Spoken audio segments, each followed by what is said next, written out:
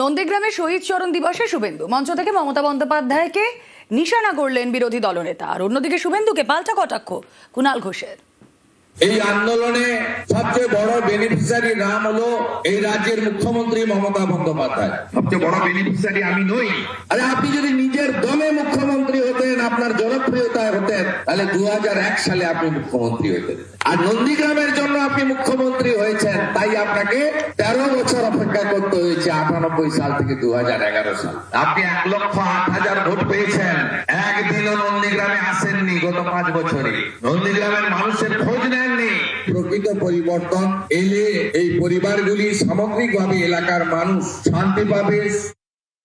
মমতা বন্দ্যোপাধ্যায়ের আশীর্বাদে যারা সাংসদ হয়েছেন, বিধায়ক হয়েছেন, মন্ত্রী হয়েছেন, দলের বিভিন্ন শীর্ষ কমিটিতে ছিলেন, তারা যদি একটা ভিডিও বেরোবার পর বিভিন্ন কারণে দলবদল করে থাকেন, তাহলে এই বিশেষণগুলো কার প্রাপ্য আমার মনে হয় ওনার আয়নায় মুখ দেখে নেওয়া উচিত। এসআইআর আশঙ্কায় মতুয়ারা, ভোটার তালিকায় নাম থাকা নিয়েও সংশয়। মতুয়াগড়ে গিয়ে সিএএ আসা শুভেন্দুর, বিরোধী দলনেতাকে পাল্টা প্রশ্ন মমতা বালার। বাংলাদেশ, পাকিস্তান, আফগানিস্তান থেকে যারা ধর্ম বাঁচানোর জন্য ভারতে আসবে, তারা সিএএ তে আবেদন করলে তাদেরকে নাগরিকত্ব দেবে ভারত সরকার।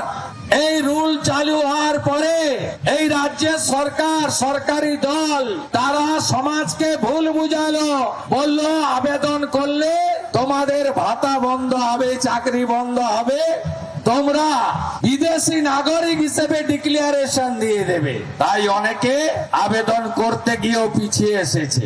সিএ সার্টিফিকেট দেওয়ার ক্ষেত্রে ঠাকুর বাড়ির সার্টিফিকেট, মতুয়া মন্দিরের সার্টিফিকেট ভারত সরকার গ্রহণ করবে। এখন অব্দি 60,000 মানুষ সিএ তে আবেদন করেছেন। কার ভাতা বন্ধ হয়েছে, কার চাকরি চলে গেছে, একটা নাম বলুন। 1000-এর বেশি সিএ সার্টিফিকেট পেয়ে গেছেন, দ্রুততার সঙ্গে বাকিরা পেয়ে যাবেন। এটা তো সেন্ট্রাল গভর্নমেন্টের আইন, কেন করেনি, কাদের জন্য করেনি? তারা 11টা ডকুমেন্টস চেয়েছে, সেই 11টা ডকুমেন্টস মতুয়াদের কাছে নেই, তার জন্য তারা দেয়নি। পুলিশকে বাড়িতে বাড়িতে যেয়ে বলেছে নাকি যে তোমরা সিএতে ফর্ম ভরবে না। শুভেন্দু বললেই কি সেটা হয়ে যাবে নাকি? তার প্রমাণ দেখাতে হবে না। 2019 থেকে আর আজকে 2026-এ পা দিল, কেন হয়নি? আর কত লোকে পেয়েছে? 700 লোকে না কত পেয়েছে? যদি পেয়ে থাকে তার আইডি প্রুফটা কোথায়? বাংলাদেশের মানুষ তো ভোট দেবে না। নরেন্দ্র মোদী ভারতবর্ষে ভোটের জন্য সেখানে চলে গেল, সিএর মাধ্যমে তাদের ভোটার অধিকারগুলো কেটে দিল। আমরা সেটা জানতে চাই শুভেন্দুর কাছে, যারা আজকে ভোটার অধিকার থেকে এসআইআর এর মাধ্যমে কেটে যাচ্ছে, তারা কি বাস্তবে এই 26-এ ভোট দিতে পারবে কি পারবে না, এটা আমরা জানতে চাই। অমর্ত্য সেনকে হিয়ারিং নোটিস। নোবেল জয়ীর বাড়িতে কমিশনের টিম। এসআইআর খসড়ায় মায়ের সঙ্গে বয়সের ফারাক কম। এসআইআর হিয়ারিং এর ডাক নোবেল জয়ীকে। শান্তিনিকেতনের বাড়িতে হিয়ারিং নোটিস। নোটিশে ওনারা যেটা একটা ভুল আমাদের থিওরি দিয়েছেন, সেটা বলছে যে অমর্ত্য সেনের মায়ের সঙ্গে ওর বয়সের ডিফারেন্ট 15 বছরের কম। অমর্ত্য সেনের যখন জন্ম হয় তখন অমর্ত্য সেনের মায়ের বয়সের সঙ্গে ডিফারেন্স ছিল 19 বছর 6 মাস। কত বড় অমানবিক ব্যাপার যে তার বয়সটাকে তাদের লিখতে ভুল, হ্যাঁ, সেটাকে একটা অমর্ত্য সেনের মতো লোক, সারা বিশ্ববন্দিত মানুষ, তাকে একটা নোটিশ পাঠিয়ে দিল। এটা আমরা জানাবো যথাযথ। তথ্য চাওয়াটা হচ্ছে যে ওনারা ওই তার মায়ের বয়সটাকে রেকটিফাই করতে হবে। অমর্ত্য সেনকে এসআইআর নোটিসে কমিশনকে তোপ অভিষেকের। অমর্ত্য সেনকে হিয়ারিং নোটিশ পাঠানো হচ্ছে, মানে দেশের সব থেকে বড় অর্থনীতিবিদ, দেশের জন্য যে নোবেল প্রাইজ নিয়ে এসছে, এরা হচ্ছে ঘুষপেটিয়া। দীপক অধিকারী দেব বিজেপির চোখে ঘুষপেটিয়া, অমর্ত্য সেন বিজেপির চোখে ঘুষপেটিয়া, মোহাম্মদ শামি যে দেশের জন্য ওয়ার্ল্ড কাপ জিতেছে, বিজেপির চোখে ঘুষপেটিয়া। বিশেষ বিশেষ ক্ষেত্রে কমিশনের আরো সচেতন হওয়া উচিত, মত দিলীপ ঘোষের। যেখানে নামের কোনো ভুল আছে, কিছু আছে, বা যারা ভোট টোট দেন না বহুদিন ধরে, সেই সব তারা যারা অনিয়মিততা দেখেছে, সেখান থেকে লোক দেখে করছে না, নাম দেখে করছে, ওরা পাঠিয়ে দিচ্ছে। আর বয়স্ক মানুষ যদি কেউ থাকেন, আমার তো বক্তব্য হচ্ছে তার বাড়ি গিয়ে ভেরিফিকেশন হওয়া উচিত। সবাইকে ডাকাতে হয়, কিছু লোক বসে র্যান্ডাম আর নোটিশ পাঠিয়ে দেয়। যারা পাঠাচ্ছে তারা তো কর্মচারী, তারা তো জানে না কাকে পাঠাচ্ছে। কিন্তু বিশেষ ক্ষেত্রে নির্বাচন কমিশনের দেখা উচিত, কোনো সমস্যা থাকলে বাড়িতে গিয়ে সংশোধন করে নেওয়া উচিত। পক্ষাঘাতে আক্রান্ত 2 ব্যক্তিকে এসআইআর নোটিশ। অ্যাম্বুলেন্সে 2 রোগীকে নিয়ে শুনানিতে পরিবার। অ্যাম্বুলেন্সে 2 রোগী শুনানি করলেন AERO। পশ্চিম মেদিনীপুর জেলা শাসকের দপ্তরে শুনানি। পক্ষাঘাতে আক্রান্ত পালবাড়ির বাসিন্দা শেখ মনিরুদ্দিন, একই এলাকার আলিমা বিবিও পক্ষাঘাতে আক্রান্ত।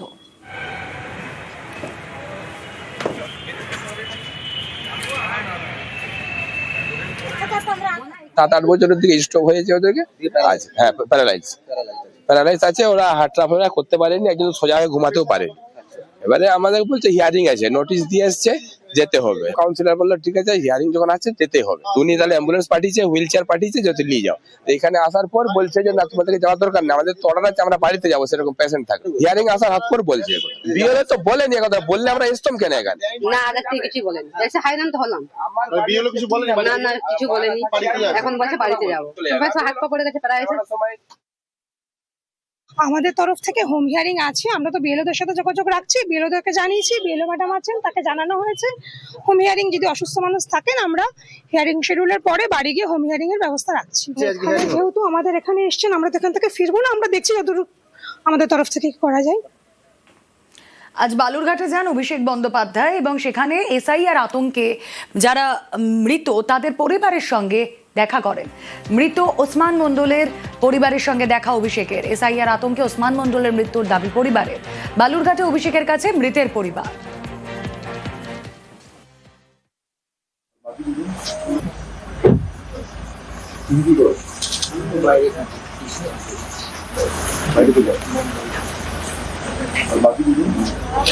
উত্তর দিনাজপুরের একাধিক মানুষ আতঙ্কের পরিবেশের মধ্যে আত্মঘাতী হতে বাধ্য হয়েছে। দক্ষিণ দিনাজপুরে হয়েছে। আমি আসার আগে এখানে ওসমান মোল্লা বলে একজন রয়েছে, কুমারগঞ্জের বাসিন্দা, বলে এমন ভাবে ওরা ভয় দেখিয়েছে, তার পরিবারের, তার স্ত্রী, তার ছেলে আমাকে বলছে যে আমরা বুঝিয়েও আটকাতে পারলাম না। কিসের এত ভয় দেখাচ্ছেন?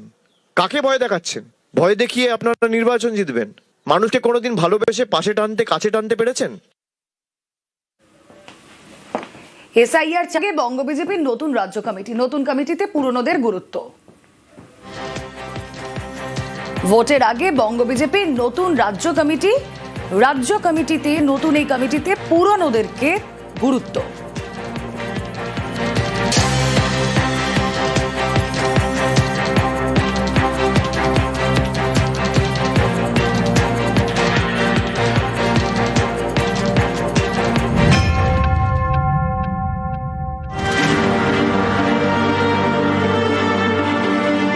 পুরনো চাল ভাতে বাড়ে, পুরনো নেতায় কি ভোট বাড়ে?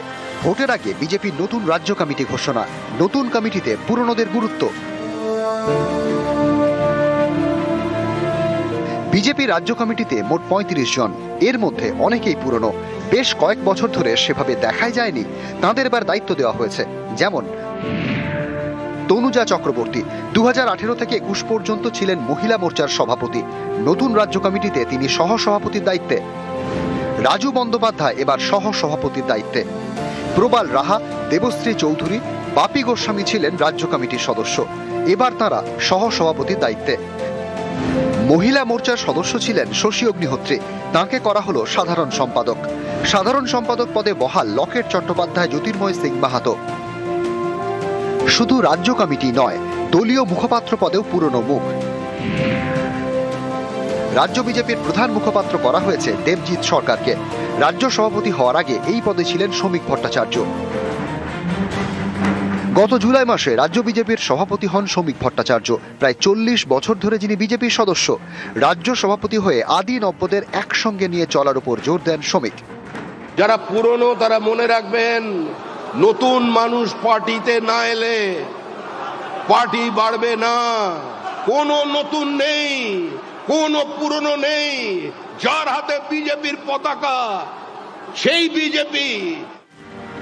কয়েকদিন আগে রাজ্যে আসেন অমিত শাহ, তিনি ফিরিয়ে এনেছেন দিলীপ ঘোষকে। যা থেকে বার্তা স্পষ্ট, এবার পুরনোদেরও যথেষ্ট গুরুত্ব দেওয়া হচ্ছে। এবার বিজেপি রাজ্য কমিটিতেও পুরনোদের গুরুত্ব। সুস্মিতা মণ্ডল, নিউজ 18 বাংলা।